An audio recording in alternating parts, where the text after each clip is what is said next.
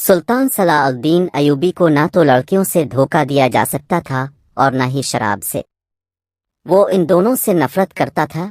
सुल्तान को इस तरीके से कत्ल नहीं किया जा सकता था। इसको कत्ल करने का यही एक तरीका था कि इस पर कातिलाना हमला किया जाए।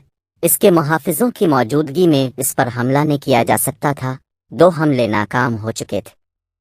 अब जबकि सुल्तान को ये तवक्को थी कि इसका चचाजाद बया अल सालेह और अमीर सैफ अल-दीन शिकस्त खाकर तौबा कर चुके एवेंगे, उन्होंने इंतकाम की एक और ज़ेर ज़मीन कोशिश की।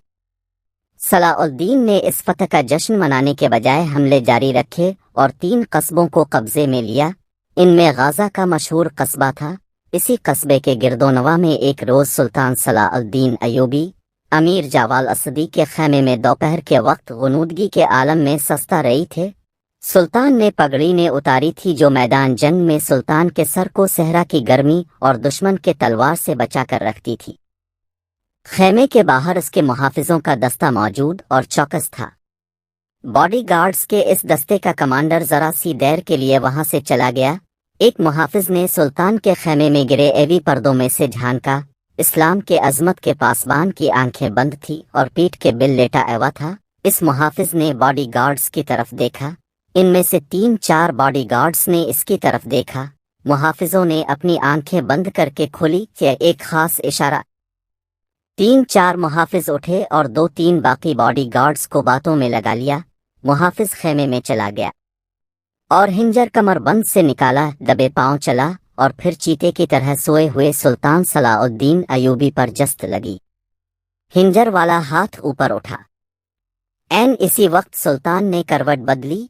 ये ने बताया जा सकता कि हमला आवर हिंजर कहाँ मारना चाहता था, दिल में या सीने में, मगर एवायूं के हिंजर सुल्तान की पगड़ी के बाला हिस्से में उतर गया और सर बाल बराबर जितना दूर रहे और पगड़ी सर से उतर गई। इसे समझने में देर ने लगी कि यह सब किया है। इस पर इससे पहले 2 ऐसे हमले हो चुके थे। उसने इस पर भी इजहार ने किया कि हमला आवर खुद इसकी बॉडीगार्ड की वर्दियों में थे, जिसे इसने खुद अपने बॉडीगार्ड्स के लिए मिन्नतुब किया था। इसने एक सांस बराबर भी अपना वक्त ज़ाय न किया। हमला आवर अपना हिंजर पगड़ी से खींच रहे था। अयूबी का सर नंगा था। उसने भरपूर ताकत से एक घूंसा हमला आवर की थोड़ी पर दे मारा। इड टूटने की आवाज आई। हमला आवर का जबड़ा टूट चुका था। वो पीछे की तरफ गिरा और उसके मुंह से हैबतनाक आवाज निकली। इसका हिंजर अयूबी की पगड़ी में रह गया था। अयूबी ने अपना हिंजर निकाल लिया था। इतने में 2 मुहाफिज अंदर आए। उनके ऐथों में तलवारें थी। सुल्तान सलाउद्दीन ने उन्हें कहा कि उनको जिंदा पकड़ो, लेकिन ये दोनों मुहाफिज सुल्तान सलाउद्दीन पर टूट पड़े।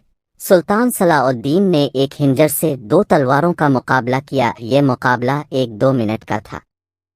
क्योंकि तमाम बॉडीगार्ड्स अंदर दाखिल अवी थे, सुल्तान सलाउद्दीन ये देखकर हैरान था कि इसके बॉडीगार्ड्स 2 हिस्सों में तकसीम होकर एक दूसरे को लहूलुहान कर रही थे।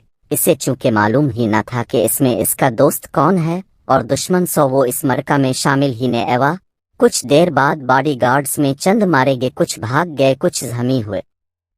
तो इंकिशाफ एवा कि ये जो दस्ता सुल्तान सलाउद्दीन की हिफाजत पर मामूर था, इसमें 7 फिदा इनका जिक्र पहले हिस्से में किया जा चुका है कि ये कौन थे। किसी को समझने आई हूं तो वो पहला हिस्सा सुन ले। शुक्रिया थे जो सुल्तान सलाउद्दीन को कत्ल करना चाहती थे।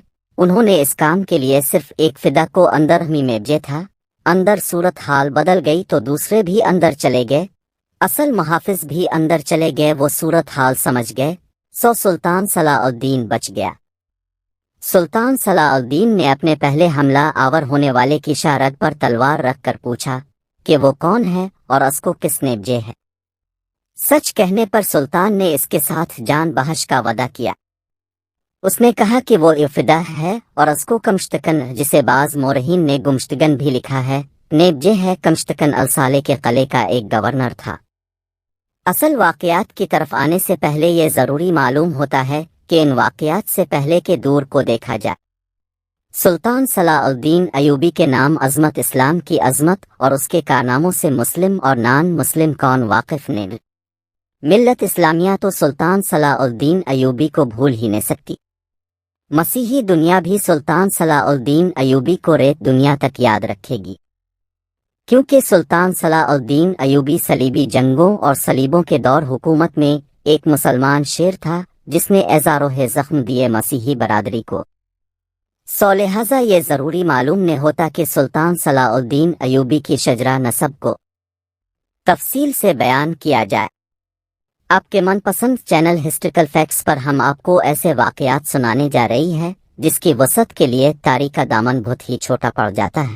یہ تفصیلات وقائع نگاروں اور قلم کاروں کی ریکارڈ کی ایو ہے، کچھ سینہ با سینہ اگلی نسلوں تک پہنچی۔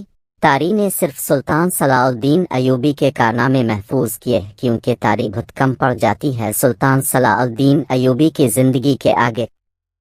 ان سازشوں کا ذکر تاریخ نے بہت کم کیا ہے جو اپنوں نے سلطان صلاح الدین ایوبی کے خلاف کیے، اور اس کے شہرت تاریخی عظمت کو داغدار بنانے کے لیے ایسی لڑکیاں بار بار استعمال کی جن کا حسن طلسماتی تھا۔ تاریخ اسلام کا یہ حقیقی ڈرامہ مارچ کے روز سے شروع ہوتا ہے جب سلطان صلاح الدین ایوبی کو مصر کا وائسرا اور فوج کا کمانڈر ان چیف بنایا گیا۔ اسے اتنا بڑا رتبہ ایک تو اس لیے دیا گیا کہ وہ حکمرانوں کے گھروں کا نونہال تھا، اور دوسرا اس لیے کہ اوائل عمری میں ہی وہ فن حرب و ضرب کا ماہر ہو گیا تھا۔ سپاہگری ورثہ میں پائی تھی۔ سلطان صلاح الدین ایوبی کے معنوں میں حکمرانی بادشاہی نے قوم کی عظمت اور فلاح و بہبود تھا۔ اس کا جب شعور بیدار ایوا تو پہلی خواہش یہی محسوس کی وہ یہ تھی کہ مسلمان حکمرانوں میں نہ صرف یہ کہ اتحاد نے بلکہ وہ ایک دوسرے کی مدد کرنے سے بھی گریز کرتے تھے۔ وہ عیاش ہو گئے تھے۔ شراب اور عورت نے جہاں انہیں ان کی زندگی رنگین بنا رہی تھی وہاں عالم اسلام اور اس عظم مذہب کا مستقبل تاریک ہو گیا تھا۔ ان امیروں حکمرانوں اور رئیسوں کے حرم غیر مسلم لڑکیوں سے بھرے رہتی تھے۔ زیادہ تر لڑکیاں یہودی اور عیسائی تھیں جن کو خاص تربیت دے کر ان کو حرموں میں داخل کیا گیا تھا۔ غیر معمولی حسن اور ادکاری میں کمال رکھنے والی یہ لڑکیاں مسلمان حکمرانوں اور سربراہوں کے کردار اور قومی جذبے کو دیمک کی طرح چاٹ رہی تھیں۔ اس کا نتیجہ یہ تھا کہ صلیبی جن میں فرنگی خاص طور پر قابل ذکر ہے مسلمانوں کی سلطنتوں کو ٹکڑے کرتے اڑپ کرتے جا رہے تھے، اور بعض مسلمان تو شاہ فرینک کو سالانہ ٹیکس اور جزیہ بھی دیتے تھے، جس کی مثال غنڈہ ٹیکس کی سی تھی۔